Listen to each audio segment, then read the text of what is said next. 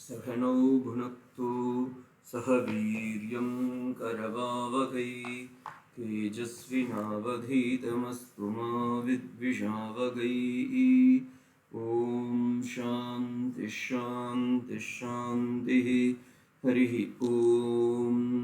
भद्रं कर्णेभिः शृणुयाम देवाः भद्रं पश्येमाक्षभिर्यजत्राः स्थिरैरङ्गैः स्तुष्टुवागुंसस्तनूभिः यशेम देवगितं यदायुः। स्वस्ति न इन्द्रो वृद्धश्रवाः स्वस्ति नः पूषा विश्ववेदाः स्वस्ति नस्ताक्षो अरिष्ठनेमिः स्वस्ति नो बृहस्पतिर्ददातु। ॐ शान्ति शान्ति शान्तिः। Namaste to everybody. In this Mundaka Upanishad, Mundaka Upanishad has 3 chapters. First chapter 22 மந்திரங்களை உடையது. இரண்டாவது அத்தியாயம் 21 மந்திரங்களை உடையது. மூன்றாவது அத்தியாயம் 21 மந்திரங்களை உடையது. இதில் நாம் முதல் முண்டகத்தில் முதல் கண்டத்தில் அதாவது செக்ஷன்ல 7வது ஸ்லோகத்தில் இருக்கும். ஜஸ்ட் ஃபார் ரீகாலிங் நான் சொல்றேன். சௌனகர் அப்படின்றவர் ஒரு பெரிய மகா ரிஷி. அவர் பெரிய மகா சாலை வச்சுருக்கார், யாகசாலை யஜ்ஞசாலைன்ற மாதிரி. அங்கே அங்கிரஸின் கோத்திரத்தில் வந்த பாரத்வாஜ கோத்திரத்தில் வந்த அங்கிரஸ் என்ற ரிஷி குரு அவரிடம் சௌனகர் சென்று கஸ்மின்னு பகவோ விஜ்ஞாதே சர்வமிதம் விஜ்ஞானம் பவதி இதி என்று கேள்வி கேட்கின்றார். எதை ஒன்றை தெரிந்து கொண்டால் அனைத்தையும் தெரிந்து கொண்டதற்கு சமமாகுமோ அதை எனக்கு சொல்லித்தாருங்கள் என்று சொல்கின்றார். இதுதான் நம்ம அந்த ஸ்லோகத்தில் பார்த்தோம். அதற்கு அவர் சொன்ன பதில், இந்த உலகில் 2 விதமான ஞானம் உண்டு, பரா செய்வ அபரா என்று. தஸ்மை சகோவாச்ச, நான் அந்த தமிழ் பிடிஎஃப்ல இல்லாததுனால நான் இங்கிலீஷ்லேருந்து எடுத்துக்கிறேன். தஸ்மை சகோவாச்ச த்வே வித்யே வேதிதவ்யே இதிஹ ஹஸ்ம யத் பிரம்மவிதோ வதந்தி பராச்சைவ அபராச்ச. பிரம்மவிதம், பிரம்மஞானிகள், பிரம்மத்தை அறிந்த முன்னோர்கள் இதை 2ஆக சொல்வார்கள். த்வே வித்யே, 2 வித்யைகள். த்வே என்றால் 2, பராச்ச அபராச்ச அப்படின்னு சொல்லி 4வது ஸ்லோகத்தில். 5வது ஸ்லோகத்தில் அவர் சொல்லும்போது இந்த அபராவித்யை முதல்ல எடுத்துக்கிறார், பராவித்யை அப்புறமா சொல்ல போறார். அபராவித்யை என்னென்ன அப்படின்றதுக்கு அவர் லிஸ்ட் போடுறார். தத்ர அபரா ரிக்வேதோ யஜுர்வேதோ சாமவேதோ சீக்ஷா கல்போ வியாக்கரணம் நிருக்தம் சந்தோ ஜோதிஷமிதி அத பராயயா ததக்ஷரம் அதிகம்யதே என்று சொல்லி அபரமாக இருக்கக்கூடியது ரிக்வேதம், யஜுர்வேதம், சாமவேதம், அதர்வண வேதம், சீக்ஷா, கல்பம், வியாக்கரணம், நிருக்தம், சந்தசம், ஜோதிஷம் என்று அனைத்தையும் சொல்லிவித்து பரா என்று இருக்கக்கூடிய அந்த உயர்ந்த ஞானம் இதற்கெல்லாம் மேலே இருக்கக்கூடியது என்று சொல்லி முடிக்கின்றார். அதையும் நம்ம பார்த்தோம். அதுல அடுத்து இந்த பரா ஞானத்தின் ஞானம் எவ்வளவு உயர்ந்தது என்பதை காட்டுவதற்காக அடுத்த ஸ்லோகம் சொல்றார். எத்தத் அக்ரேஷ்யம் அக்ராக்யம் அகோத்ரம் அவர்ணம் அசக்ஷுஸ்ரோத்ரம் ததபானிபாதம் நித்யம் விபும் சர்வகதம் சுசூக்ஷ்மம் ததவ்யயம் யத்பூத யோனிம் பரிபஷ்யந்தி தீராஹ என்று சொல்கின்றார். எத்தத் அக்ரேஷ்யம், இந்த தாவும் நான் மார்க் பண்ணி காமிக்கிறேன் பாருங்க. இந்த தாவும் திரேவும் இருக்குல்ல, அதுக்கு நடுவில் ஆனது ஒளிஞ்சுன்னு இருக்கு. எத்தத் அக்ரேஷ்யம், இங்க மா வர்றதுனால மார்க் அப்புறமா ஆ வரணும். Grammar students. அக்ராக்யம், அகோத்திரம், அவர்ணம் எல்லாத்துக்கும் நம்ம ஆ போடணும். ஆ ஒளிஞ்சுன்னு இருக்காது. அச்சக்ஷுஸ்ரோத்ரம் தத் அபானிபாதம் நித்யம் விபும் சர்வகதம் சூக்ஷ்மம் தத் அவ்யயம் யத் பூதயோனிம் பரிபஷ்யந்தி தீராஹா என்று பிரித்துக் கொள்ள வேண்டும். அத்ராத் இந்திரிய கோச்சரம், கண்ணால் பார்க்க முடியாது, கிரகண சக்திக்கு அப்பாற்பட்டதாக இருக்கின்றது. அதே மாதிரி கோத்திரம் லீனேஜே இல்லை. அதே போல அவர்ணம் ஒரு குவாலிட்டிஸ் ஆட்ரிபியூட்ஸும் அதுல இல்லை. அச்சக்ஷுஸ்ரோத்ரம், there is no any limbs can be understand it because the limbs are acting as an agent of it அப்படின்னு சொல்றார். பிகாஸ் நாம் எதை கொண்டு உணர வேண்டுமோ அந்த உணர்வு நிலையே சைத்தன்ய சுரூபம் என்பதை காட்டுவதாக அங்கே விளக்குகின்றார். அடுத்து அபானிபாதம், அதற்கு கைகளும் கால்களும் இல்லை. அப்ப இல்லையே, இல்லாத ஒரு வஸ்துவை சொல்றாங்களான்னா இல்லை. Then what it is? It is நித்யம், எப்போதும் இருப்பது. விபும், எப்போதும் பரவி இருப்பது, அங்கிங்கனாதபடி எங்கும் பிரகாசமாய் உள்ளது. சர்வகதம், எல்லா இடத்திலும் நிறைந்து வியாபித்திருப்பது. சுசூக்ஷ்மம், எக்ஸ்ட்ரீம்லி சட்டில்டு, ரொம்ப சூக்ஷ்மமான ஒரு விஷயம். அவ்யயம், நவ்யயம் இது அவ்யயம். ஓகேங்களா? இதெல்லாம் நான் எக்ஸ்பிளைன் பண்ணதுதான், ஜஸ்ட் சங்கதிக்காக அப்படியே எடுத்துட்டு போறேன். இப்ப இந்த பிரம்மன் எப்படி இந்த உலகை உருவாக்கியது, இறைவன் எப்படி இந்த உலகை உருவாக்கினார் என்பதை 7வது மந்திரத்தில் சொல்கின்றார்கள்.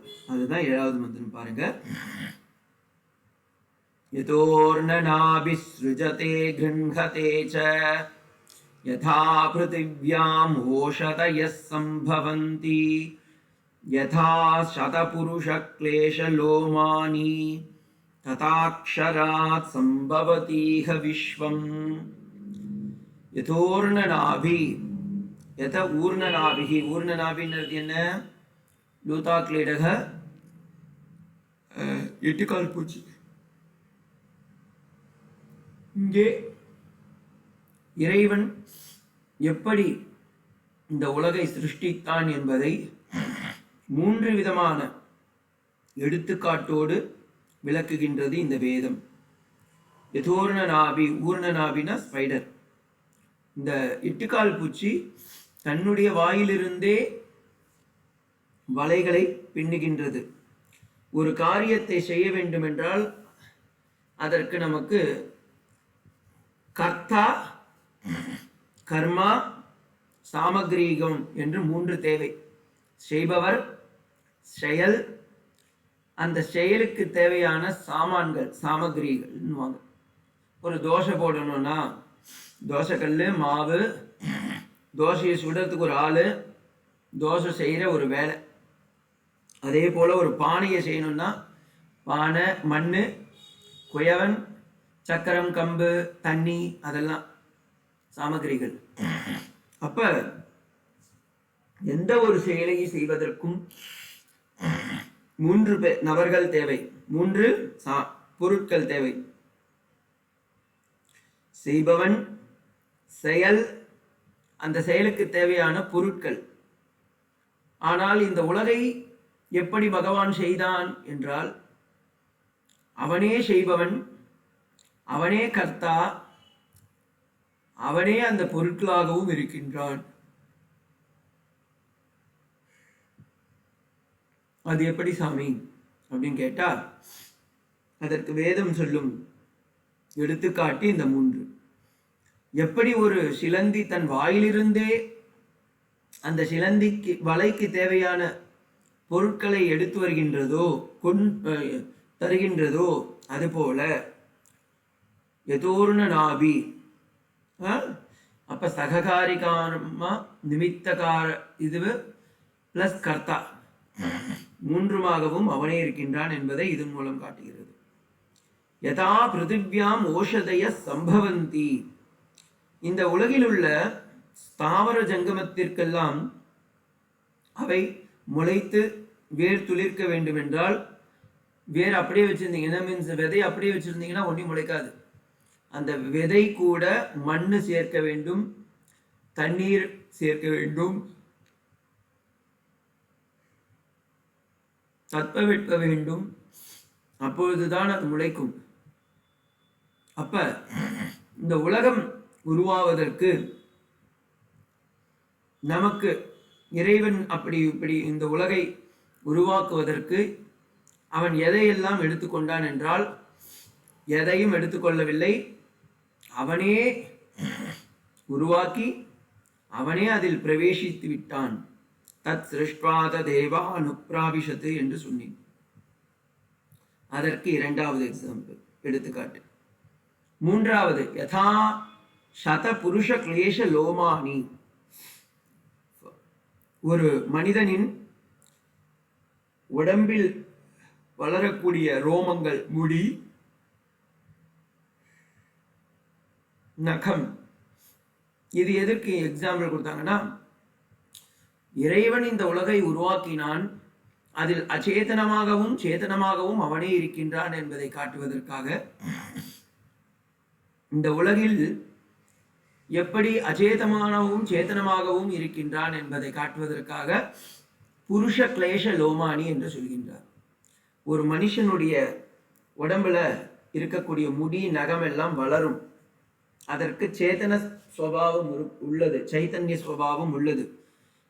ஏன்னா முடியை நீங்க கட் பண்ணும்போது வலிக்கும், நகத்தை கட் பண்ணும்போது வலிக்கும். ஆனா அதே நகத்தை கொஞ்சம் பெருசா எடுத்துனா நம்மளே கட் பண்ணும்போது அதுக்கு ஒரு வழியும் தெரியாது நமக்கு.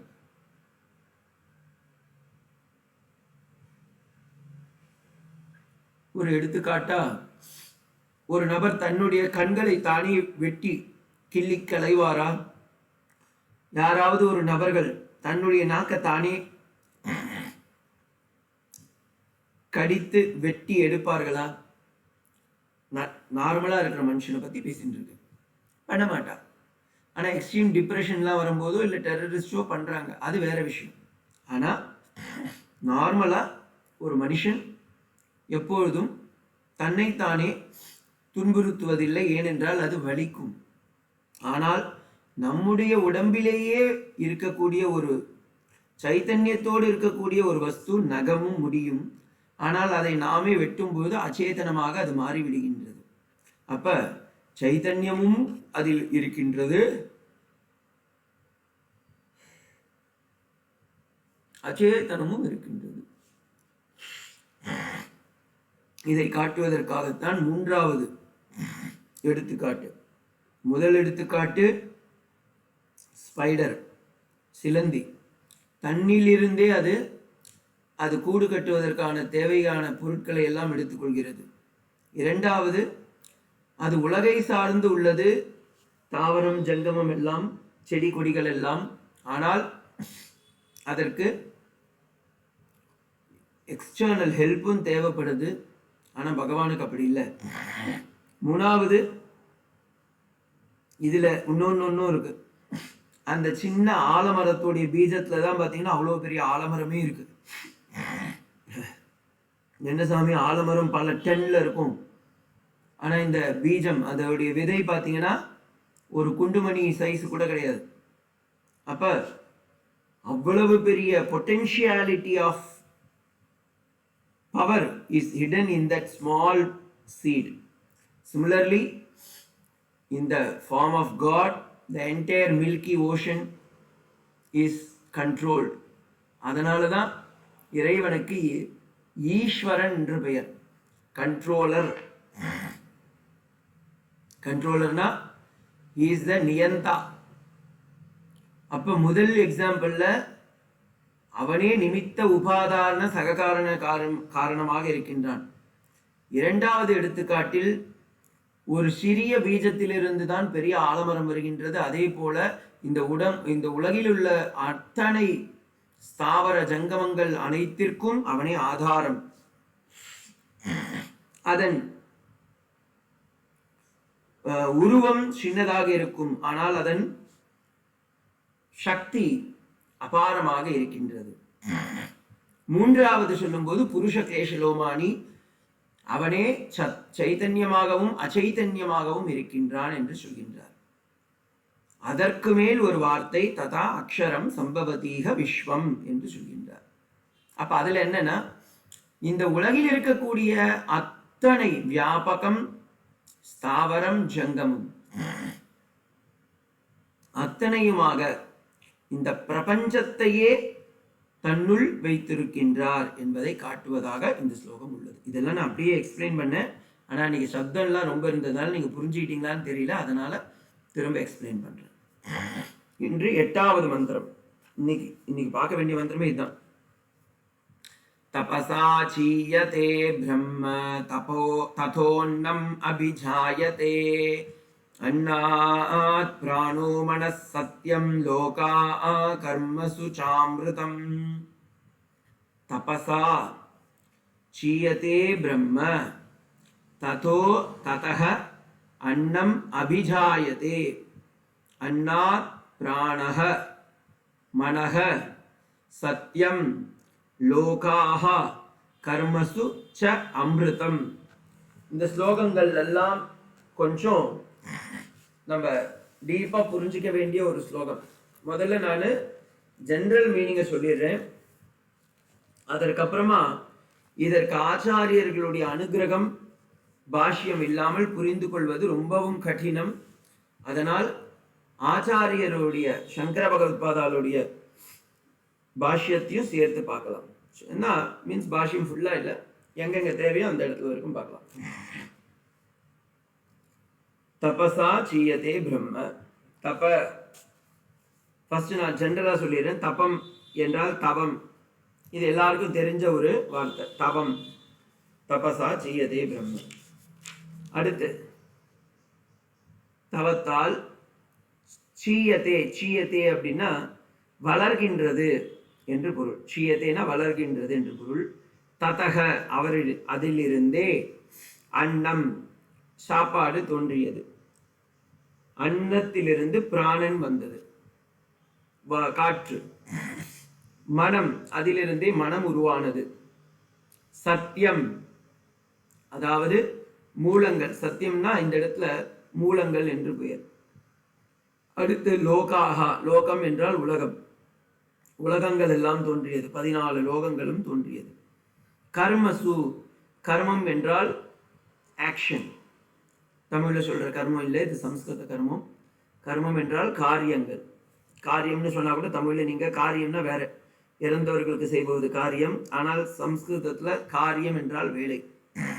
வேலை எல்லாம் பிரிந்தது. அமிர்தம் என்றால் வினை பயன் என்று பொருள். வினை பயன். உண்மையிலே அமிர்தம்னா என்ன? ந மிருதே இதி அமிர்தஹ. இறக்க மாட்டார்கள் அதை குடித்தால். இறக்காமல் இருப்பதால் அதற்கு அமிர்தம் என்று பெயர். அபிஜாயத்தே. பிஜாயத்தே. ஜாயத்தேனாவே பிறந்தான், தோன்றினான். அபிஜாயத்தே அப்படின்னா சுற்றி. அபி என்றால் சுற்றி. தமிழ்லயும் இருக்கு. சால உரு தவ நனி கூர் மா கழி மல்லல் மா என்று சொல்வார்கள். இதற்கு உரிச்சல் தொடர் என்று பெயர். அதே போல சம்ஸ்கிருதத்தில் அபிதக உபயதக பரிதக என்றால் உரிச்சல் தொடர். தமிழ்ல இங்க உபசர்க்கம் என்று சொல்வார்கள். உபசர்க்கம். அபிஜாயதே என்றால் சுற்றி தோன்றினான், அதாவது சுற்றி இந்த பூமி, இந்த பிரபஞ்சம் முழுவதும் தோன்றினான் என்று பொருள். இப்ப இதுடைய சங்கரன் என்ன சொல்றான்னு பார்க்கலாம். தபசா அப்படின்றதுக்கு அவர் என்ன சொல்றார்? தபஹ ஞானேன. ஞானத்தின் பொருட்டு அவன் தோன்றினான். தபம் என்றால் இங்கே ஞானம் என்று பொருள். இப்ப நீங்க ஒரு கேள்வி கேட்கலாம், சுவாமி அது எப்படி தபம்ன்றதுக்கு ஞானம்னு சொல்லுவேன் கேட்கலாம். நீங்க கேட்கறது எங்க காதுலயே கேட்டுன்னு இருக்கு. என்ன சுவாமி தவம் என்றால் தவம், ஞானம்னு எப்படி பொருள் எடுத்துப்பீங்க அப்படின்னு கேட்கலாம். ஏனென்றால் தவம் என்பதற்கு இவர்கள் சொல்லும் பதில் என்னவென்றால், ஒரு தவம் என்றால் நீங்க காய்க தவம், மானச தவம், வாச்சிக தவம் என்று சொல்வார்கள். ஆனால் அது மட்டும் தவம் அல்ல. அதன் வெளிப்பாடு என்னவென்றால் இறைவனோ அல்லது ஏதோ ஒன்றை உணர வேண்டும் என்ற அறிவு. அதற்கே தான் தவம் என்று பெயர். அதனால் தவம் என்றால் இங்கே என்ன பொருள் என்றால் நாம் செய்யக்கூடிய ஞான விசாரத்திற்கே தவம் என்று பெயர். ஞானாதேவ உற்பத்தி விதி ஞான ஞாதயா பூதே பூதயோன் யக்ஷரம் பூதயோன்யஹ அக்ஷரம் பிரம்ம சீயதே இது சங்கர பாஷ்யம். அப்ப தபசா ஞானேன இது வரைக்கும் புரிஞ்சுக்கிட்டாமே போதும். சீயத்தே சீயத்தேனா நம்ம அங்க என்ன சொல்லணும் தமிழ்ல, தோன்றியது வளர்ந்தது என்று பொருள். தப்ப ஆலோசனை தாத்துன்னு கூட இருக்கு. அதுல இருந்துதான் தப்பம்னா ஞானம்னு இங்க பிறக்கிறதுன்னு ஆனந்தகிரியும் சொல்றார்.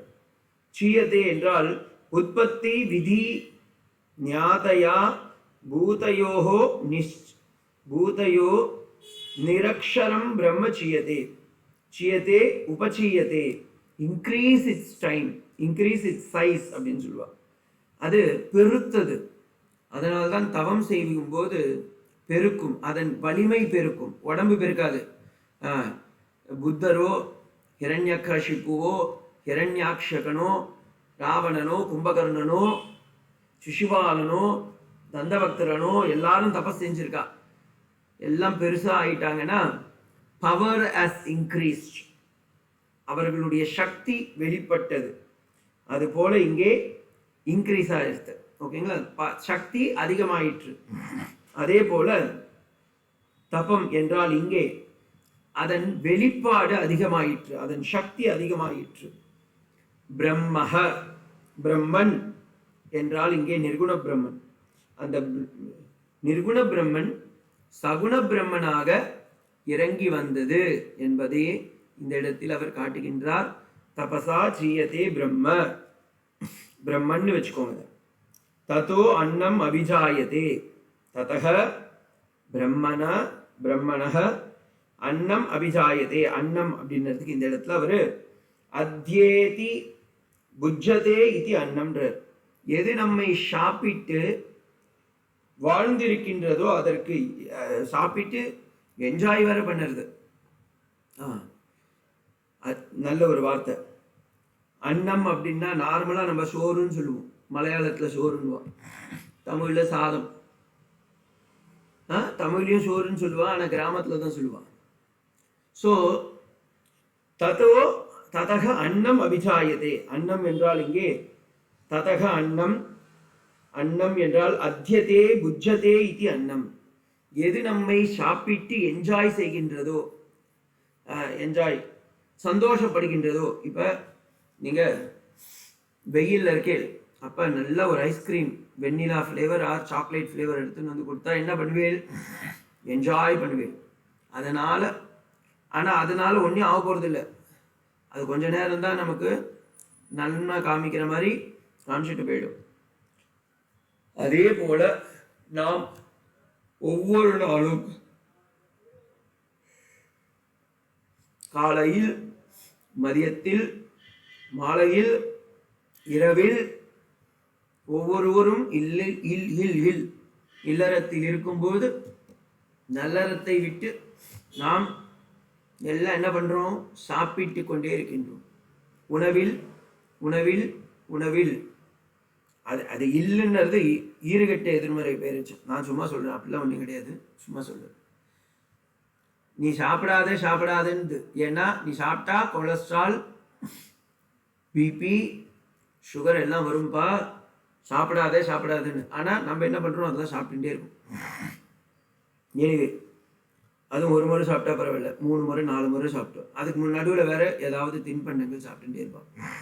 ஸோ நம்ம சாப்பிட்டு என்ஜாய் பண்ணதுனால நம்ம என்ஜாய் பண்ணிட்டு இருக்கோம்னு நினைக்கிறோம். ஆக்சுவலி அது நம்மளை என்ஜாய் பண்ணிட்டு இந்த உடம்ப கஷ்டப்படுத்துறது. அதனால் அதற்கு பேர் என்ன? அன்னம். அப்ப அன்னம்னா இங்க என்ன? ஃபைனலா that which is eating and enjoying. அதுக்கே மாயாசக்தி என்று பெயர். ஒரிஜினலி நம்மை நம் சுபாவத்தை உணர விடாமல் எது நமக்கு அப்போதுக்கு அப்போது கொஞ்சம் கொஞ்சம் கொஞ்சம் கொஞ்சம் அமிர்தத்தை காட்டுற மாதிரி ஆனந்தத்தை கொடுத்து கொண்டிருக்கின்றதோ இந்த சரீரத்துக்கு மாயா என்று பெயர். காஞ்சி மகா பெரிவா ஒரு இன்சிடெண்ட் ஞாபகம் வந்தது, அதான் சொல்கிறேன். திருப்பதிக்கு ஒரு முறை யாத்திரை பண்ணியிருந்தார். அப்போ போகும்போது திருப்பதியில் இருக்கவாளுக்கெல்லாம் ஒரே பிரச்சனை என்னென்னா, லட்டு செஞ்சால் நிறைய எறும்புகள்லாம் வந்துடுது. அப்போ எங்களுக்கு இந்த திருப்பதி லட்டை பகவானுக்கு கண்டருள பண்ண முடியவில்லை, அமுது படைக்க முடியவில்லை என்று குறையாக கூறினார்கள். அதற்கு காஞ்சி மகாபெரிவா ஒரு ஆலோசனை செஞ்சு சொன்னார், ஒன்றும் இல்லை, நீங்கள் நல்லா லட்டு பண்ணிட்டு அதை சுற்றி நல்லா கொஞ்சம் சக்கரை பாகை ஊற்றி விட்டுருங்கோ, அப்புறமா பாருங்க உங்கள் லட்டுலாம் ஒன்றுமே ஆகாதுன்னு. எல்லாரும் சிரிச்சா, பெரியவாளுக்கு ஒன்றுமே தெரியலேன்னு. மறுநாள் சரி ஓகே பெரியவா சொல்லியிருக்கானா ஏதாவது காரணம் இருக்கும் பண்ணலான்னு சொல்லிட்டு பண்ணா. போய் பார்த்தா அந்த லட்டு ஒரு எறும்பும் தொடலை.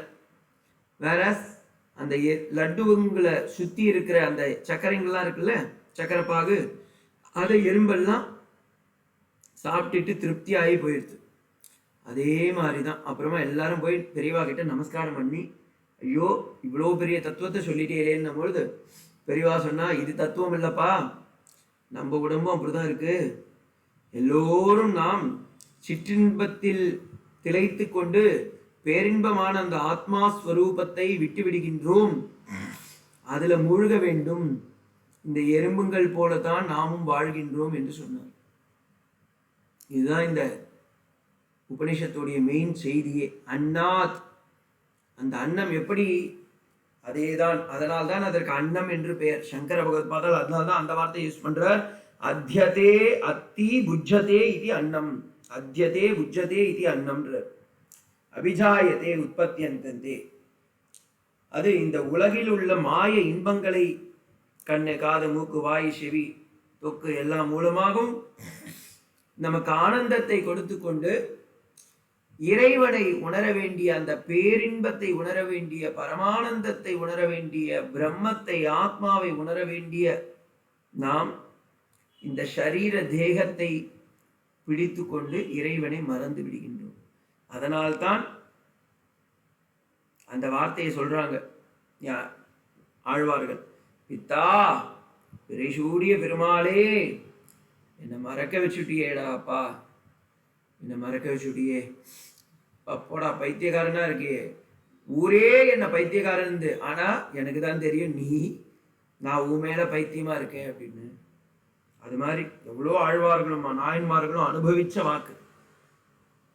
சோ அதோ ததோ அன்னம் அபிஜாயத்தே, அந்த அன்னத்திலிருந்து, ததக பிரம்மணக அன்னம் அத்யதே புஜ்ஜதே இது அன்னம் அபிஜாயத்தே உற்பத்தியந்தே. அன்னத்திலிருந்து பிராணன். பிராணன் என்றால் இங்கே ஹிரண்ய கர்ப்ப தத்துவம். பிரகதாரண்யக உபனிஷத்திலும் சாந்தோக்கிய உபனிஷத்திலும் பிராண உபாசனா என்று வரும். அங்கே போய் பார்த்தீர்கள் என்றால் பிராணன் என்றால் ஹிரண்ய கர்ப்ப தத்துவம். யார் ஹிரண்ய கர்ப்பம் என்று கேட்டால் என்ன கேட்கக்கூடாது, கேர் ஆஃப் தத்துவ லோகா, தத்துவ இதுவே வேதாந்த சாரா, ஆத்மபோதம், தத்துவபோதம் போன்ற புஸ்தகங்களை எல்லாம் படித்தீர்கள் என்றால் உங்களுக்கு எல்லாம் தெரியும். உங்களுக்கு எல்லாம் தெரியாது இல்லை, உங்களுக்கு தெரியும்னு நான் சொல்றேன். ஏன்னா நீங்க எல்லாம் சில நேரம் அனுமான் மாதிரி மறந்துடுவேன். நம்ம அப்பப்போ கொஞ்சம் கொஞ்சம் ஞாபகப்படுத்திக்கணும். அன்னாத் பிராணக, பிராணன் என்றால் இங்கே இரண்ய கர்ப்பம், அன்மேனிஃபெஸ்டட். பிராணத்திலிருந்து மனக, மனம் என்றால் மனாக்கியாய் என்று சொல்கின்றார் சங்கர பகவத்பாதா. சங்கல்பம், விகல்பம், சம்சயம் போன்றவை உருவாவதால் அதற்கு மனம் என்று பெயர். சங்கல்பம் என்றால் நான் இதை செய்வேன், காலையில 2026 வந்துடுத்து, ஜனவரி 1 வரப்போறது, நான் இன்னிலிருந்து காலையில 3 மணிக்கெல்லாம் எழுந்துப்பேன் அப்படின்னு சொல்றது சங்கல்பம். விகல்பமாகிறது, இல்ல நான் இதை பண்ண மாட்டேன், இதை மாதிரி தப்பெல்லாம் பண்ண மாட்டேன், பொய் சொல்ல மாட்டேன், திருட மாட்டேன் அப்படின்னு சொல்றதெல்லாம். அப்புறமா அதுவே விபரியமாகவும் போயிடும். சம்சயம், டவுட் வரும், நிறைய டவுட், சந்தேகங்கள்லாம் வரும். அந்த சந்தேகங்களை எல்லாம் நிவர்த்திக்கிறதுக்கு கூட மனசு தான், புத்தி கிடையாது. நிச்சயமாத்மிகம் தான் புத்தி. அப்ப மனசுடைய டெபினிஷன் இந்த இடத்துல சங்கர பகவத்பாதால் காட்டுறார். சங்கல்ப விகல்ப சம்சய நிர்ணாயத்வாத்மகம் அபிஜாயதே. இந்த இடத்துல மனம் என்றால் புத்தியும் சேர்த்தே அவர் சொல்கின்றார். மனாத் சத்தியம் என்று சொல்கின்றார். மனக சத்தியம் சத்யாக்கியம் ஆகாஷாதி பூத பஞ்சகம் அபிஜாயதே. அந்த மனத்தின் இறைவனுடைய சங்கல்பம், நம்முடைய சங்கல்பம்ன்றது நியூ இயர் ரெசல்யூஷன் தான். 2ஆம் தேதி 1ஆம் தேதி நடத்துவான், 2ஆம் தேதி கொஞ்சம் சோம்பேறித்தனம் பண்ணுவான், 3ஆம் தேதி அடுத்த வருஷம் வரும்ல அப்ப பார்த்துக்குவான்னு விட்டுடுவான். ஆனா இறைவன் அப்படி இல்லை. இறைவன் நம்மோடையே இருக்கக்கூடியவர். அவருடைய சங்கல்பம் எப்படி இருக்கின்றது என்றால், அவருடைய சங்கல்பம் நம்மளுக்கு மேலெல்லாம் இருக்கு. அவர் என்ன பண்ணிட்டார், மனத்தை கொண்டு இந்த உலகில் இருக்கக்கூடிய பஞ்சபூத சிருஷ்டியையே உருவாக்குகின்றார். புரியுதுங்களா? அப்ப இந்த பஞ்சபூத சிருஷ்டியே என்னன்னா அவருடைய மனத்தின் சங்கல்பத்தினால் வருகின்றது. அதிலிருந்து உருவானதுதான் சத்தியம் லோகாஹா சம்பவந்தி. இதை நீங்க சப்ளை பண்ணிக்கணும். இங்க இருக்கும் நம்ம அன்னாத் பிராணக மனக சத்தியம் லோகாஹான்னு இருக்குல்ல, அந்த இடத்துக்கு வந்துட்டோம். சத்தியம் லோகாஹா சம்பவந்தி தஸ்மாத் சத்யாக்கியம் பஞ்சபூதாத்மக பூதகார பஞ்சபூத பஞ்ச இல்ல பூத பஞ்சாகாத் அண்டக்ரமேண சப்தலோகாக புராதய உற்பத்தியந்தே சம்பவந்தி அப்படின்னு கொடுக்கும். பகவானுடைய அவனுடைய அந்த மன சங்கல்பத்தினால் இந்த உலகில் பஞ்சபூதங்களும் 14 லோகங்களும் உருவாயின. அது என்ன 14 லோகங்கள்? மொத்தம் 14 லோகம். அதுல நடுவில் இருக்கிறது மர்த்திய லோகம், மத்திய லோகம்னு சொல்றோம். நீங்க மர்த்திய லோகம் மத்தியத்துல இருக்கிறதுனாலையும் மத்திய லோகம்னு நீங்க வேணா போட்டுக்கோங்க. ஆனா வேதாந்தத்தில் இருக்கிறது மர்த்திய லோகம். மிரியதே இது மர்த்திய. பிறந்து பிறந்து இறப்பதால் அந்த இடத்துக்கு பேர் என்ன? சாகர லோகம்னு அர்த்தம். சாவர உலகம்னு அர்த்தம். சோ அதற்கு மேலே என்னென்ன லோகம் இருக்கு? 6 லோகம் இருக்கு. பூலோகம், பூலோகத்துக்கு மேல புவர்லோகம், முகலோகம், ஜனலோகம், தபலோகம், சத்தியலோகம். அதே போல கீழே கீழே எத்தனை லோகம் இருக்கு? 7 லோகம் இருக்கு. அதல விதல ரசாதல மகாதல பாதாளம் என்று 7 லோகங்கள். அப்ப மேலே 6, கீழே 7, நம்ம 1. 7 + 7 14. 7 14 லோகங்கள் ஆண்ட. இங்க வரும் கண்ணை மண்ணை துண்ணு. அதனால்தான் மண்ணை சாப்பிட்டுட்டு பூமியை இந்த 14 லோகத்தையும் தன்னுடைய வாயிலேயே காட்டுகின்றான். இப்படி புராணமா கதையா சொல்லிட்டா ஈஸியா போயிடும். ஆனா எல்லாம் சொல்லுவாங்க சுவாமி மிரக்கல் பண்ணிட்டாருன்னு. அதுக்காக தான் வேதாந்தம் என்ன சொல்லி, இல்லவா உன்னை காதை புடிச்சி திருவுறேன்னு சொல்லி கடினமான வார்த்தைகளை கொண்டு அது நமக்கு சொல்லி கொடுக்கிறது. அன்னாத் பிராணோ மனக சத்தியம் லோகாஹா கர்மசு சாம்பிரதம் அப்படின்னு ஒரே வார்த்தை சொல்லியிருக்கு.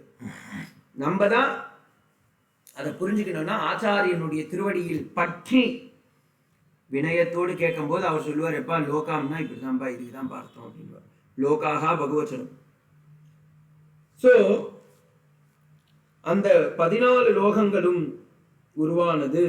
லோகாது கர்மசு, அந்த லோகங்களில் இருந்து கர்மம் உருவானது. என்னவென்றால் அந்தந்த உலகத்தில் வாழக்கூடிய மக்கள் தங்கள் செய்யக்கூடிய நல்ல தீய செயல்களின் பலனால் அங்கங்க அவங்க மாறி மாறி போறாங்க. எப்படி ஒரு கலெக்டர் ஆஃபீஸ், ஒரு கவர்மெண்ட்ல எப்படி பதவி இன்க்ரிமெண்ட் டிக்ரிமெண்ட் என்ன சொல்லுவேன், டிஸ்குவாலிஃபையிங், அதுக்கப்புறமா டீப்ரமோஷன், ப்ரமோஷன், அப்புறமா திட்டு, பாராட்டுக்கள், சில நேரம் கரப்ஷன்ல காலவாரிடும், சில நேரம் அவன் கை சுத்தோன்னு மாலை போடுவா. இதெல்லாம் நடக்கிறது இல்லை. அது நம்ம உலகத்துல மட்டும் இல்லை, 14 லோகத்திலையும் நடக்கும். இந்திரலோகம், சந்திரலோகம், பூலோகம், பூலோகம், மத்தியலோகம், சுவர்லோகம், ஜனலோகம், தபலோகம், சத்தியலோகம். சத்தியலோகத்துல பிரம்மாஜியே கிளாஸ் எடுப்பார். சிசிடிவி போடாம அவருக்கு, ஏன்னா அவருக்கு 4 பக்கமும் தலை இருக்கு, அவருக்கு சிசிடிவிலாம் போட்டு ஃபுட்டேஜ்லாம் எடுக்கணும்னு அவசியம் இல்லை. ஏன்னா ஃபைனல் அத்தாரிட்டி அவர். டைரக்டா உதைப்பார் நம்மள. நினைச்சு பாருங்களேன். இதெல்லாம் சில நேரம் நான் வேதாந்தத்துல இருக்கும்போது நான் தியானம் பண்ணும்போது இப்படி பண்ணுவேன். இந்த பிரம்மா பாவம், சிவன்னா 3 கண்ணு, பெருமாள் கண்ணை மூடிட்டார். பாவீங்களா, நீங்க பண்ற அட்டூழியத்தை என்னால பார்க்க முடியலன்னு கண்ணை மூடிட்டார். பிரம்மா அப்படி இல்லை, இல்லை நான் குத்தம் கண்டுபிடிச்சே தீருவேன்னு சொல்லி 4 பக்கமும் உடம்ப வச்சுக்கிட்டு 4னா 8 கண்ணு, 8 கண்ணில் சிசிடிவி போட்டு நம்மளை தேடுறார். என்னடா தப்பு பண்ற அப்படின்னு. அத்தனையும் பார்த்து கடைசியில இவர் என்ன பண்றாரு, சுட்டெரிக்கிறார். யாரு, நம்ம நீலகண்டன் சுட்டெரிக்கிறாரு. பெருமாள் பார்த்தார், நீ எதனா பண்ணிக்கோ போ, எப்படியா இருந்தாலும் என்ன நீ கூப்பிட்டா மட்டும்தான் நான் வருவேன், அது வரைக்கும் நான் வரமாட்டேன்னு கண்ணை முடின்னு உட்காந்துட்டு இருக்காரு. அவர் தூங்குறார் பார்க்கடல் ஷீராப்தி மதனத்துல. ஸோ நாம் செய்யக்கூடிய புண்ணிய பாவங்களின் விளைவாக இந்த 14 லோகத்திற்கும் அப்போதைக்கப்போது தாவிக்கொண்டு முதலில் பூலோகத்தில் பிறக்கின்றான். செய்வினை காரணமாக, செய்வினைன தமிழ் செய்வினை இல்லை, அவன் செய்த வினையின் காரணமாக அவன் என்ன செய்யறான், பூலோகத்துக்கு போறான், சொர்க்கலோகத்துக்கு போறான், இந்திரலோகத்துக்கு போறான், பிரம்மலோகத்துக்கு போறான். புண்ணியன் முடிஞ்ச உடனே மேலேருந்து கீழே தள்ளி விடுறாங்க. திருப்பியும் ஆத்தல வித்தல ரசாத்தல மகாத்தல பார்த்தாலும் வேதாளம் போய் முருங்கை மரத்துல போய் ஏறுற மாதிரி ஏறணும். திரும்பவும் அங்கிருந்து கொஞ்சம் கஷ்டப்பட்டு அடி வாங்கி திட்டு வாங்கி உதச்சி ஸ்கூல்ல சேர்ந்து பாஸ் ஆகி அதுக்கப்புறமா காலேஜுக்கு போய் கடைசியில கண்டதே காலம் கொண்டதே கோலம்னு போய் அதுக்கு நடுவில் நிறைய ஃபுட்டுங்கள் எல்லாம் அங்கங்கே சாப்பிட்டு உடம்பு பெருத்து நோய் நொடியோடு அதுக்கப்புறமா கொஞ்ச நாள் கல்யாணம் பண்ணி எண்ணத்தை கண்டேன் இவன் கூடன்னு சொல்லி அவங்க 2 பேரும் வாழ்ந்து அவங்க ஒரு குழந்தையெல்லாம் பெற்றுக்கிட்டு அதன் மூலமாக ஏதாவது கிடைக்குன்னு பார்த்தா அந்த குழந்தைய போய் ஹாஸ்டலில் போட்டு அவன் போய் இவனை ஓல்டேஜில் போட்டு இதுக்கு நடுவில் இவங்க 2 பேருக்கு மத்தியில் மாமனார் மாமியார் அக்கா தங்கச்சி உறவு சுற்றம் நட்பம் சூழம் எல்லாம் செருப்படி கொடுத்து, அதான் சொல்லுவாங்க, சுற்றும் நட்பும் சூழ வருகை தந்து செருப்படி தருமாறு வேண்டி கேட்க கொள்கிறோம் அப்படிதான் சொல்லுவா. அதுதான் அந்த இன்விடேஷனே. எப்பா என்ன மாதிரி ஒருத்தன் மாட்டிக்கினான்டான்னு அத்தனை பேரும் அவன் தலையில அக்ஷதையை போடுவாங்க. அன்னியோட ஆக்சுவலி அக்ஷதையை போடுறாங்கன்னு நம்ம எல்லாம் ஆசீர்வாதம் கொடுக்குறாங்கன்னு நினச்சிட்டு இருக்கோம். ஆக்சுவலி அன்னைக்கே தண்ணி தெளிச்சு விட்டுட்டாங்க. விட்டுட்டு எப்பா இனிமே உன் சமத்துரா போயிடுச்சு, போனா போ, இல்லை வீணா போனா போன்னு சொல்லி அந்த அக்ஷதையை போட்டு விட்டுருவாங்க. அப்படி அவன் என்ன பண்றான், நல்வினை தீய வினை எல்லாம் செய்து வாழ்க்கையில் அவனுக்கும் அவன் ஒய்ஃபுக்கும் இல்லை குழந்தைங்களுக்கும் ஸ்கூலில் சேர்க்கணும், பொண்டாட்டிக்கு பட்டு புடவைலாம் வாங்கி கொடுக்கணும், அதுக்கு நடுவில் ஆஃபீஸில் ப்ரமோஷனும் கிடைக்கலன்னா என்ன பண்ணுறான், எங்கன்னா திருடுறது இல்லை கொஞ்சம் லஞ்சம் வாங்குறது அப்படி இப்படின்னு பண்ணி கடைசியில் அவன் ஏதோ ஒரு காரணத்தினால அரசாங்கத்தில் கைப்பிடி இதுன்னா ஜெயிலில் போடுறான். அதே போல் இவன்களும் இவனுடைய நல்ல வினை செயல்களை கொண்டு பூலோகத்திற்கோ புவர்லோகத்திற்கோ சுவலோகத்திற்கோ மகலோகத்திற்கோ தபலோகத்திற்கோ சத்தியலோகத்திற்கோ இந்திரலோகத்திற்கோ சொர்க்கலோகத்திற்கோ இல்லை பாதாள லோகத்திற்கோ வேதாள லோகத்திற்கோ தள்ளப்படுகின்றான். அங்கே அவனுடைய ஸ்வபாவத்தை அவன் உணர்ந்து அப்போதே அவன் வேதாந்தத்தில் சர்ச்சைக்கு வந்துவிட்டான் என்றால் புரட்சிட்டான் அர்த்தம். அப்படி இல்லாமல் அவன் என்ன பண்றான், சொர்க்கலோகத்துக்கு போய் அந்த விசா பாஸ்போர்ட் ஃபாரின் கண்ட்ரிக்கெல்லாம் போய் அவன் டூரிசம் விசாவை எக்ஸிட் பண்ணும்போது உடனே அவன் என்ன பண்றாங்க, ஜெயிலில் போட்டு உள்ளார போடுறாங்க. அதே போலதான் நம்மையும் இந்திரலோகத்துல எப்ப நம்மளுடைய விசா எக்ஸ்பிரி ஆகுதோ உடனே அங்கேருந்து மேலேருந்து கீழே குப்புற தள்ளி விட்டுறோம். அப்ப எல்லா லோகத்துக்கும் போய் திரும்பவும் பிறக்கிறான், திரும்பியும் பிறக்கிறான், திரும்பியும் இறக்கிறான், திரும்பியும் பிறக்கிறான், திரும்பியும் இறக்கிறான். இதுதான் வாழ்க்கை. அதனால்தான் சத்தியம் லோகாகா லோகா கர்மசு கர்மசு பகவச்சனத்தை யூஸ் பண்ணிட்டார். ஏன்னா நிறைய கர்மம், நல்லது கர்மம் செய்யது சொல்றான், பேசுறது கேட்கறது பார்க்கறது நடக்கிறது இன்னும் என்னென்னமோ வேலைகள்லாம் செய்யறது, சொல்ல முடியாத வேலைகள்லாம் செய்யறது எல்லாம் பண்றான். அதனால என்ன, அதுக்கு பேரு கர்மசு. கடைசியில இதெல்லாம் சேர்ந்து அவனுக்கு என்ன பண்ணுகின்றது, நல்ல வினை செய்தால் நன்மை நடக்கும், தீய வினை செய்தால் தீமை நடக்கும். இது தெரியாத மக்கு மரமண்ட ரெண்டுத்தையும் புரிச்சுக்கிறான். இல்லை சுவாமி கடைசியில் நான் நல்ல வினை செஞ்சு இந்திரலோகம் போகணும்னு சொல்லி யாகம் யக்ஞம் கிரியைகள் எல்லாம் செய்து கோவிலில் பெரிய பெரிய டியூப்லைட்லாம் மாற்றி அதில் அவன் பேர் ஊர் ஜாதகம் எல்லாத்தையும் போட்டு வைக்கிறான். கடைசியில் என்ன ஆகுறான்? செத்து சுடுகாட்டுக்கு போகும்போது கொல்லிக்கட்டை கூட கிடையாது, உடம்புல ஒன்றுமே கிடையாது. இருக்கிற அருணா கொடியை கூட அவுத்துட்டு தான் அவங்க நெருப்பில் போடுவாங்க. இதுதான் உண்மை.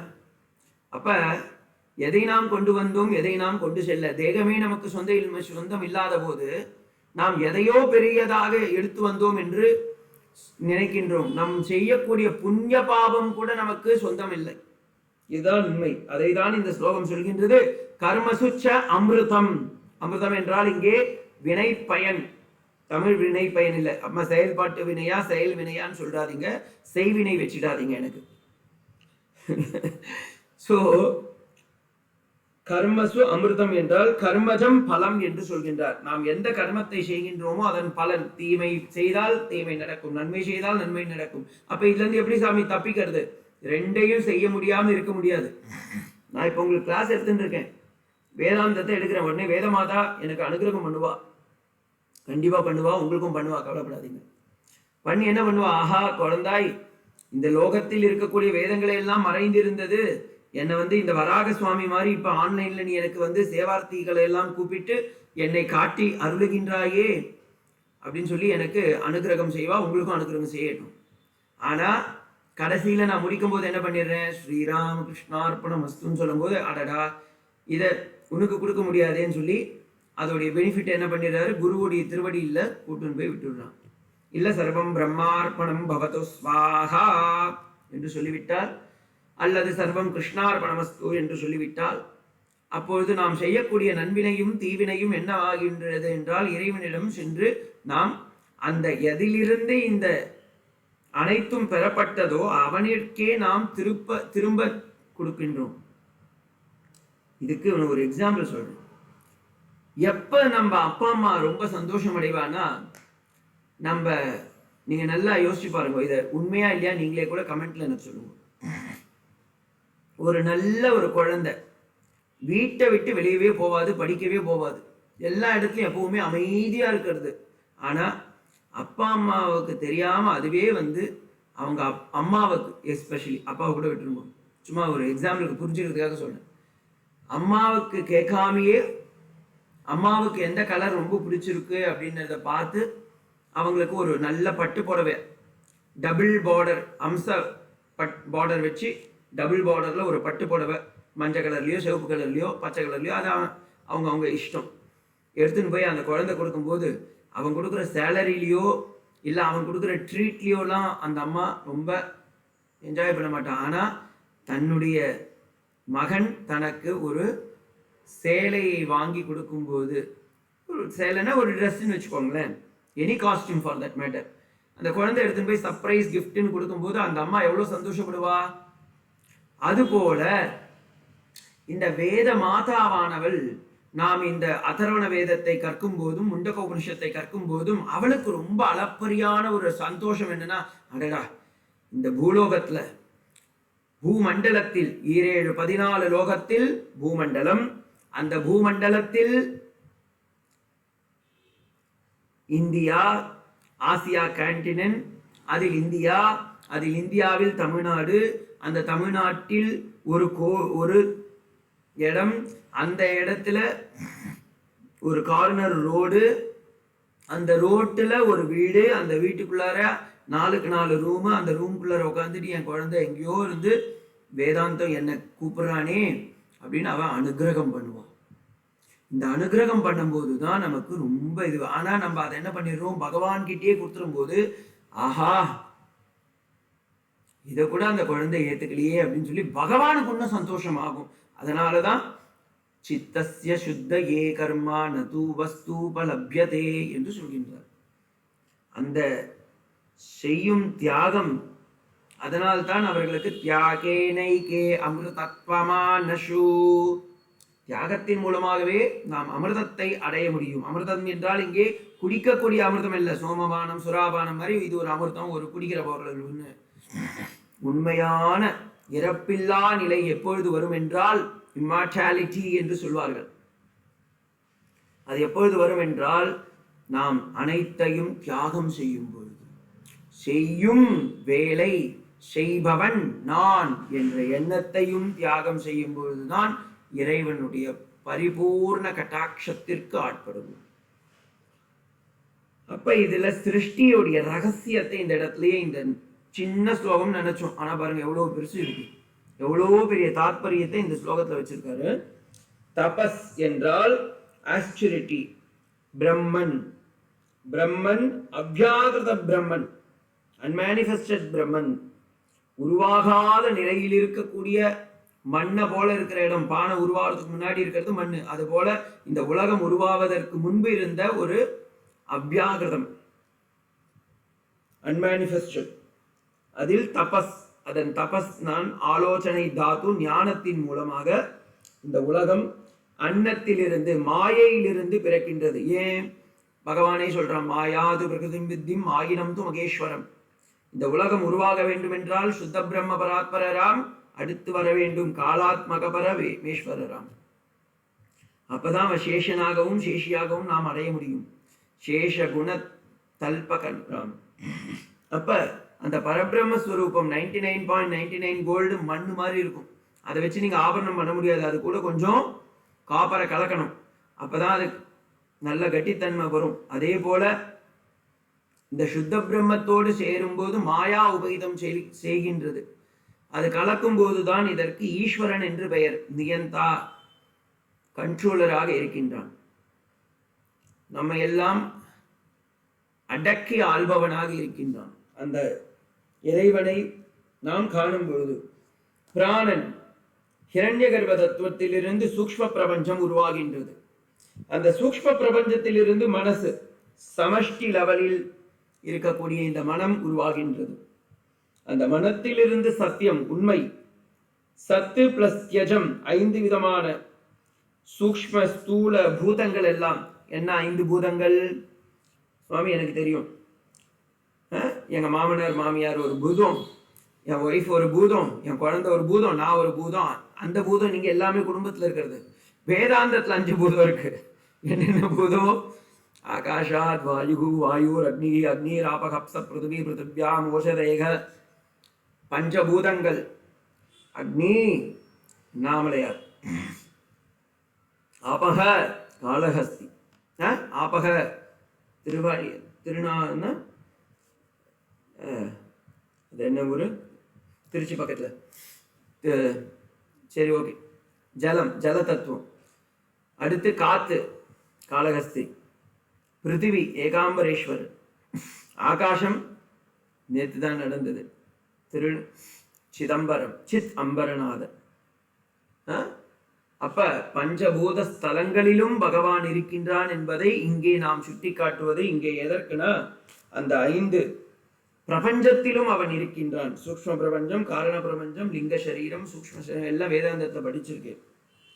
லோகம், இந்த உலகத்தில் இருக்கக்கூடிய 7 லோகங்கள், புவாதி 7 லோகங்கள். பூர் புவஸ்வக ஜனக மகக தபகதா சத்தியம். அடுத்து அதனால் வரக்கூடிய கர்மங்கள், தர்மாதர்ம கர்மங்கள், நாம் செய்யக்கூடிய தர்மம் அதர்மம், அதன் பலன், அதுதான் கர்மசு அமிர்தம். அப்படி இந்த உலகில் தபஸ், அன்னம், பிராணக, மனக, சத்தியம், லோகா, கர்மம், கர்மச்ச பலம், இப்படி 3, 6, 7, 8 பொருட்களையும் இந்த உலகில் கொண்டே இந்த உலகம் முழுவதையும் இறைவன் படைத்தான். இதனால்தான் விஷ்ணு சஹஸ்ரநாமம் ரொம்ப சூப்பரா ஒரே வார்த்தையில பீஷ்மாச்சாரிய சொல்றார், கரணம் காரணம் கர்த்தா விகர்த்தா ககனோ குகஹ. ஒரே வார்த்தை தப்புன்னு முடிச்சிட்டார். ஆனா அதோடைய வியாக்கியானம் தான் இது. தபசா சீயதே பிரம்ம தபோ அன்னம் ததோ அன்னம் அபிஜாயதே. அன்னாத் பிராணஹ மனஹ சத்யம் லோகாஹ கர்மசு ச அமிர்தம். இப்படி இந்த உலகில் அவ்யாகிருதமாக இருந்த இந்த உலகை வியாகிருதமயமாக, மாயா உபைத சைத்தன்யமாக இருந்த இறைவனாக மாற்றி அதன் பொருட்டு தபம் செய்து அன்னத்தை பெற்று அன்னத்திலிருந்து பிராணமும் மனமும் சத்தியமும் லோகமும் லோகத்திலிருந்து கர்மத்தையும் கர்மத்திலிருந்து அமிர்தத்தையும் பெற இந்த உபனிஷத் ரொம்ப அற்புதமா நமக்கு விஸ்தாரமா இது மாதிரி ஒரு சிருஷ்டி பிரகரணத்தை எந்த உபனிஷத்தும் 2 ஸ்லோகத்துல சொல்லலை. சிருஷ்டி பிரகரணம்னாவே பெருசா இருக்கும். ஆனா இங்க பராவித்தியை சொல்ல வந்த பிரம்ம வித்தியை சொல்ல வந்த அந்த உபனிஷதம் அந்த பிரம்மத்தின் தன்மையை சொல்லிவிட்டு இங்கே செல்கின்றது. அடுத்து அந்த கிரியேஷன், இந்த உலகில் இருக்கக்கூடிய இந்த சிருஷ்டியில் எவ்வளவு சூக்ஷ்மம் உள்ளது என்பதை காட்டுவதாக அடுத்த ஸ்லோகம் அமைகின்றது. யஸ் சர்வஜ்ஞஸ் சர்வவித்யஸ்ய ஞானமயம் பரந்தபஹ. தபஹ பரம் இல்லைங்க. தஸ்மாத் ததேவ பிரம்ம நாம ரூபம் அன்னம் ச ஜாயதே. யஹ சர்வஜ்ஞஹ. பியூட்டிஃபுல்லான வார்த்தை. சர்வஜ்ஞ. குழந்தைங்க யாருன்னா பேர் வைக்கிறதா இருந்தா இந்த பேர் வைங்க. சர்வஜ்ஞஹ, எல்லாத்தையும் தெரிந்து கொண்டவன். ஒரு குழந்தை இப்ப அபிஜ்ஞாயான்னு இருக்க பாருங்க, சரியான வார்த்தை அது. விஷ்ணு சஹஸ்ரநாமத்திலையும் வரும், விஷ்ணு புராணத்திலையும் வரும் அபிஜ்ஞான்ற வார்த்தை. எஸ் சர்வஜ்ஞஹ சர்வ வித்யஸ்ய ஞானம் மயம் தபஹ தஸ்மாத் ஏதத் பிரம்ம நாம ரூபம். நாம ரூபம் அன்னம் ச ஜாயதே. இதுல அன்னம்ன்றது ஒளிஞ்சுன்னு இருக்கு. அப்ப இந்த ஸ்லோகத்துடைய பொருளை பார்த்தோம். யஹ யாரு, எந்த பிரம்மன், எந்த பிரம்மன் போன ஸ்லோகத்துல தான் சொன்னேன். 8வது ஸ்லோகம் ஞாபகம் வச்சுக்கோங்க. எந்த பிரம்மன், சுத்த பிரம்மனா இல்ல சுடாத பிரம்மனான்னு கேட்டுறாது. சுத்த பிரம்மமாக இருந்தவன் இன்று நமக்காக நிர்குண பரபிரம்மஸ்வரூபா ககன நிர்குண பரபிரம்மஸ்வரூபா கன கன பூத பிரபஞ்சரகித என்று சிருஷ்டிகரண பிரகரணத்தை ஒரு சின்ன லைன்ல சொல்லிட்டார் சுவாமி தயானந்த சரஸ்வதி சுவாமிகள். பூஜ்ய ஸ்ரீ தயானந்த சரஸ்வதி சுவாமிகள். நிர்குண பரபிரம்மஸ்வரூபா கன கன பூத. கன கணனா இந்த இடத்துல கணங்கள், பூதகணங்கள், பிரேதகணங்கள், கிண்ணறர்கள், யக்ஷர்கள், நாகர்கள், மனுஷர்கள் போன்ற கணங்களை எல்லாம் உருவாக்கினான். இந்த ஸ்லோகம் நம்ம என்ன பண்ணோம், சும்மா பாட்டுக்குன்னு வச்சோம். அது பாடும்போது ஸ்பிளிட் பண்ண வேற பாடிடுவா. அவ பாட்டுல இருக்கிற தாளத்திலையும் ராகத்திலையும் நமக்கு மனசு செல்லுமா கண்டி பகவானுடைய அந்த சிருஷ்டியை நம்ம மறந்துடும். எங்க சுவாமி எங்க வருது இந்த பாட்டுன்னு கேட்டுறாதே, தயவு செஞ்சு எனக்கு ஷாக்கே வந்துடும். நிர்குண பரபிரம்மஸ்வரூபா கன கன பூத பிரபஞ்சரகித நிஜ புஜ நிஹித நிதாந்த அனந்த ஆனந்த அதிசய அக்ஷய லிங்க. அந்த லைன் தான் ரொம்ப முக்கியம். அக்ஷயம் அக்ஷய தீதி லிங்க. லிங்கம்னா சிவன் இல்லைங்க, சிவலிங்கம் இல்லை, சைன், இட்ஸ் அ சிம்பிள் அர்த்தம். எப்படி புரியாத ஒரு புதிரை நீ இந்த உலகில் உருவாக்கி உள்ளாயப்பா இறைவா என்று சொல்கின்றார். போ சம்போ சிவசம்போ ஸ்வயம்போ ஸ்வயம்போ. அவ்வளவு பெரிய வேதாந்தத்தை அந்த ஸ்லோகத்துல அடக்கி வச்சிருக்கார். பூஜ்ய சுவாமியுடைய பாதார விந்தங்களுக்கு அனந்த கோடி நமஸ்காரம். சோ யஹ அந்த பிரம்மம் சர்வஜ்ஞஹ. சர்வஜ்ஞஹ என்றால் எல்லாத்தையும் தெரிஞ்சின்றவன். ஆனா இந்த இடத்துல சங்கர பகவத்பாதர் என்ன பண்றார், எல்லாத்தையும் தெரிந்தவன் என்று எப்படி நீ சொல்ல முடியும் என்றால், சர்வம் ஜானாதீதி சர்வஜ்ஞஹ, எல்லாத்தையும் தெரிஞ்சவன், அதனால் அவனுக்கு சர்வஜ்ஞ என்று பெயர். இரண்டாவது சர்வம் வேத்தீதி சர்வவித்து. வேத்தி to know. He is the all knower and he is the knower of everything. இது ரெண்டுத்துக்கும் வித்தியாசம் இருக்கு. A knower of all things. அவன் எல்லாவற்றையும் தெரிந்து வைத்துள்ளான். அப்ப அவனை பத்தியும் அவன் தெரிஞ்சிருக்கணும்ல. knower of everything in detail including even himself. அதனால் அவனுக்கு சர்வஜ்ஞ என்று பெயர். சரியான ஒரு அற்புதமான ஒரு வார்த்தை. குழந்தைங்களுக்கு பேர் வைக்கிறதா இருந்தா இந்த பேரை வைங்க, சர்வஜ்ஞ, சர்வவித்து, இப்படிலாம் பேரை வைங்க. இந்த பின்டு கிண்டு சிண்டு லுண்டுன்லாம் வைக்கிறதில்ல, அதெல்லாம் விட்டுருங்க. அதெல்லாம் சொல்லி ஒரு பிரயோஜனம் இல்லை. இந்த சர்வஜ்ஞன்னு சொல்லும்போது சாட்சாத் பரபிரம்மத்தையே கூப்பிட்ட மாதிரி அந்த பலன் தான் கிடைக்கும். A knower of everything and he knows everything including in himself in detail. So he is sarvajñah. எல்லாம் தெரிந்தவன், தன்னையும் தெரிந்தவன், தன்னுள் இருக்கக்கூடிய சூக்ஷ்மத்தையும் உணர்ந்தவதால் அவனுக்கு சர்வஜ்ஞ என்று பெயர். யஸ்ய ஞானமயம் தபக, அவன் எப்படி எதனால் எல்லாவற்றையும் தெரிந்து வைத்துள்ளான்? ஞானமயம், அவன் ஞானத்தின் ஸ்வரூபமாக இருக்கின்றான்.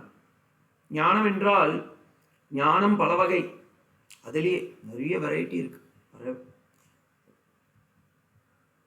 அந்த சங்கர பாஷ்யத்தில் போய் பார்த்தீங்கன்னா தத் பிரம்மணஸ்ய ஞானமயம் ஞான விகாரமேவ.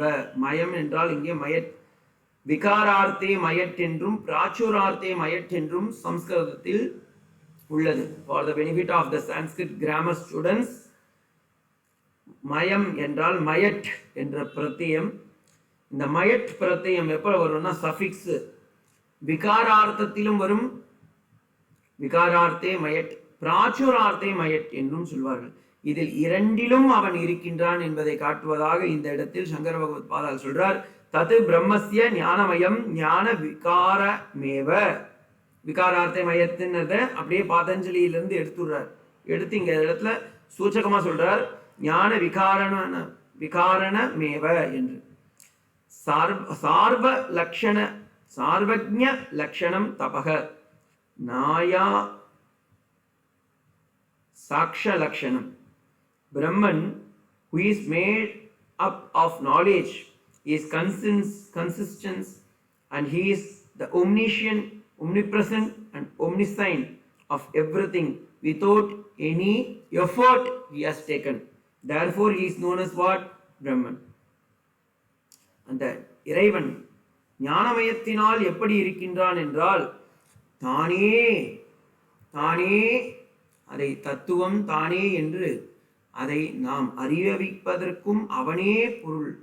அறிபவனும் அவனே, அறிவும் அவனே, அறிவின் உண்மை நிலையும் அவனே என்று சொல்வதால் அவனுக்கு ஞானமயம் என்று பெயர். தஸ்மாத் ஏதஸ்மாத், அந்த காரணத்தினால், தஸ்மாத் ஏதத் பிரம்மஹ யதோக்தாத் ஞான சர்வஜ்ஞாத் ஏதம் உக்தம் காரிய லட்சணம் பிரம்மம் ஹிரண்ய கர்ப்பாக்கியாம் ஜாயதே. அந்த அங்கிங்கெனாதபடி எங்கும் பிரகாசமாய் ஆனந்த பூர்த்தியாகி அருளோடு நிறைந்திருக்கக்கூடிய அந்த இறைவன் உற்பத்தி பிறந்தார் போல் பிறந்தான். எப்படி பிறந்தான்? மத்ஸ்யமாய் கூர்மமாய் கோர வராகமாகி பரசுராமன் ராமன் பலராமன் கிருஷ்ணன் என்றே பத்தவதாரங்களோ இனி கல்கிதானோ. அப்படி ராமகிருஷ்ணாதி அவதாரங்களை எல்லாம் எடுத்த இந்த இறைவன் பிறந்தார் போல் பிறந்தான். அது என்ன சுவாமி பிறந்தார் போல் பிறந்தான்? பிறப்பில் பல்பிறவி பெருமான். அது என்ன பிறப்பில்? ஈறுகட்ட எதிர்மறை பெயரெச்சம் கூறுகட்ட மகனே, அதற்கு ஈறுகட்ட எதிர்மறை பெயரெச்சம். பிறப்பில்லாதவன் பிறந்தால் போல் நமக்கு பிறந்து காட்சி தருகின்றான். எப்படி பிறந்தான்? வேதத்துல இருக்கா? நீங்க பார்த்து தமிழ்ல சொல்லிருக்கீங்களா? ஆமா, அஜாம் ஏகாம் லோகித சுக்ல கிருஷ்ணாம் பக்பேர் பிரதானாம் ஜனகன் ஸ்வரூபாம். பிறப்பில்லாதவன் நமக்காக பிறந்தார் போல் காட்சி தருகின்றான். அதனால் தான் அவனுக்கு இறைவன் என்று பெயர். தஸ்மாத் ஏதத் பிரம்மஹ, அப்படி சுத்த பிரம்மமாக இருந்தவனே இங்கே சப்த பிரம்மமாகவும் மாறி நமக்காக பரபிரம்மஸ்வரூபமாக காட்சி தருகின்றான். யதோக்தாது சர்வஜ்ஞாது ஏதத்து உக்தம் காரிய லட்சணம் பிரம்மம் ஹிரண்ய கர்ப்பாக்கியாயம் ஜாயதே. அப்படி சொர்க்கத்தில் இருக்கக்கூடியவன், வைகுண்டத்தில் இருக்கக்கூடியவன், கைலாசத்தில் இருக்கக்கூடியவன், ஸ்ரீபுரத்தில் இருக்கக்கூடியவன், ஸ்கந்தாசிரமத்தில் இருக்கக்கூடியவன், ராமகிருஷ்ண லோகத்தில் இருக்கக்கூடியவன் நமக்காக இங்கே இறைவனாக ஒரு மனிதனாக வருகின்றான்.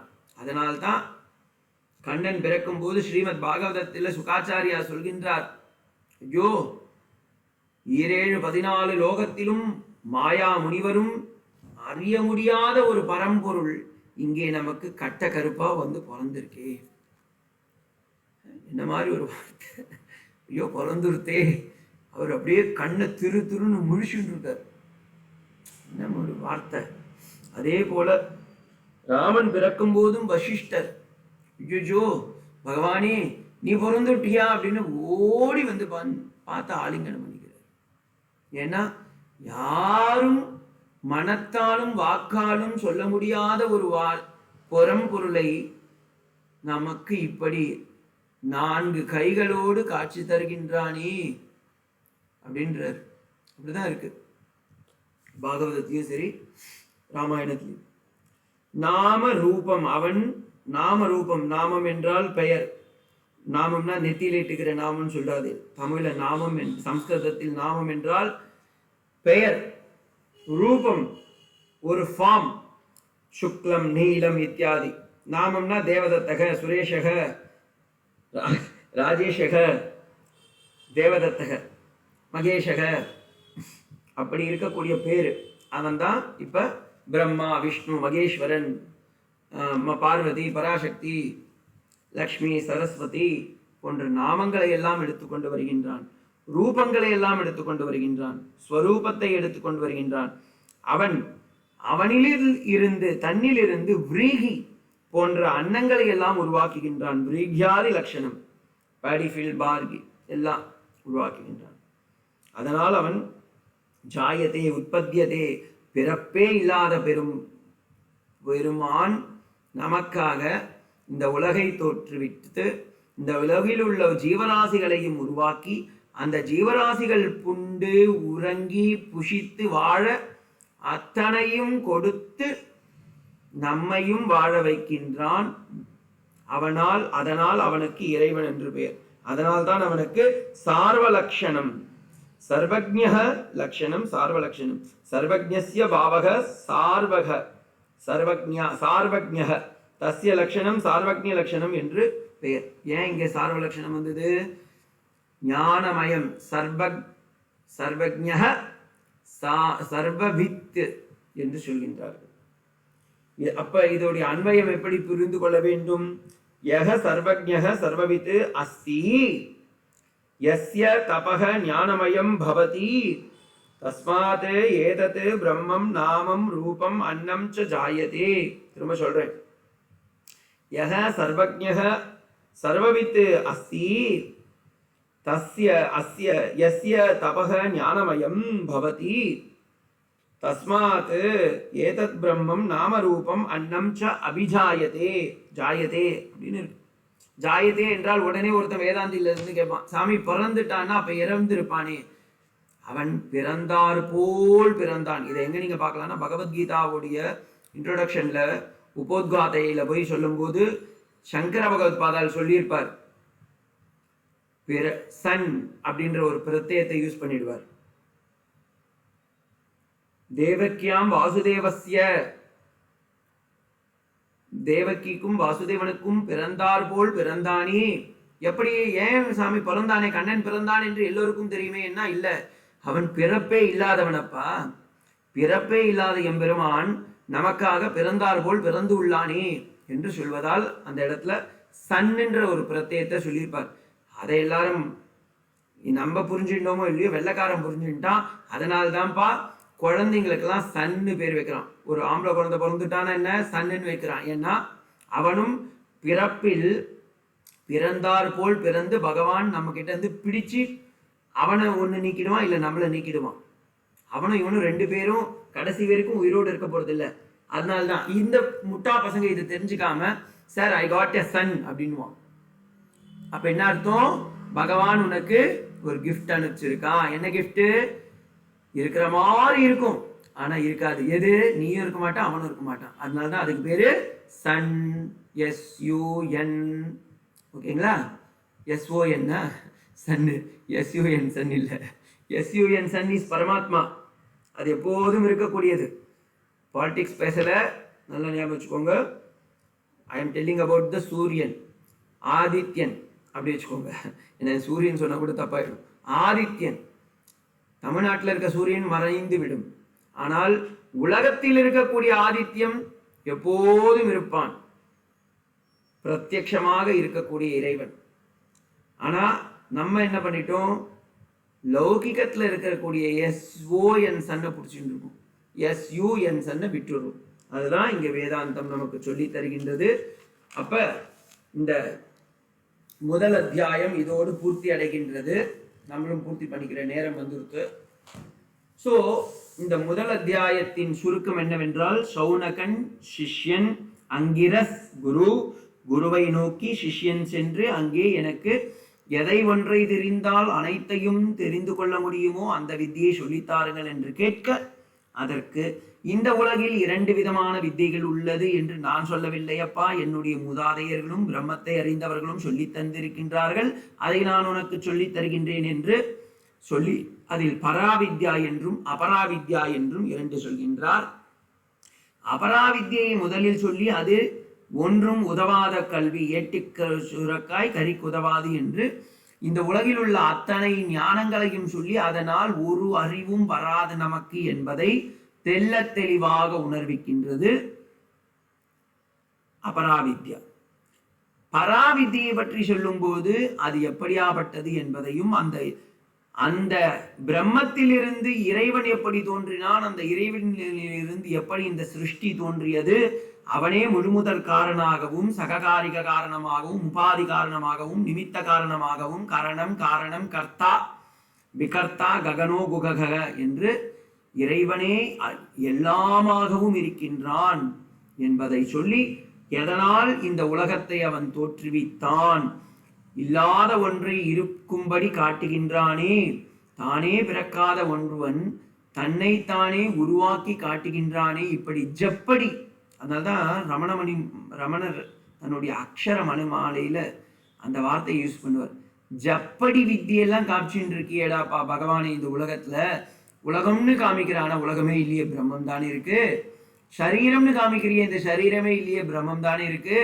சைத்தன்யம் தானே எல்லா இடத்துலயும் இருக்குப்பா, அந்த சச்சிதானந்தத்தை எனக்கு காட்டி கொடுப்பா அப்படின்னு ஜப்படி வித்தியெல்லாம் காட்ட வேண்டாம் அருணாச்சலா, உருப்படியா எனக்கு நல்ல வித்தியை காட்டுன்னு வேண்டுறார் அந்த இடத்துல. இந்த அக்ஷரமணி மாலையை படிச்சிங்கன்னா தெரியும் ஞானிகள் எத்தனை கொந்தளிச்சிருக்காங்க பகவான் கிட்டன்னு அங்க தெரியும்.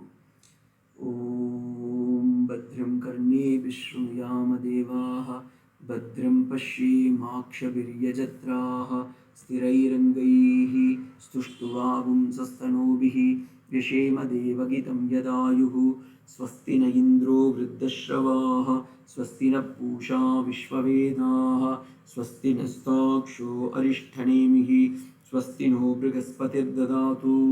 ஓம் சாந்தி சாந்தி சாந்தி. ஹரி ஓம் தத்சத். ஸ்ரீராமகிருஷ்ணா